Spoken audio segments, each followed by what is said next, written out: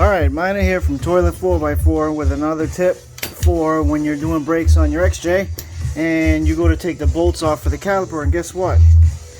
See that little hole? Yeah, that's the original one. See that? That's what you're gonna do, because the fucking threads are gonna strip right out when you take the hardware out. So, found a cool trick here. You go and get yourself a nice drill set from Milwaukee and you do a 1/2-inch drill bit.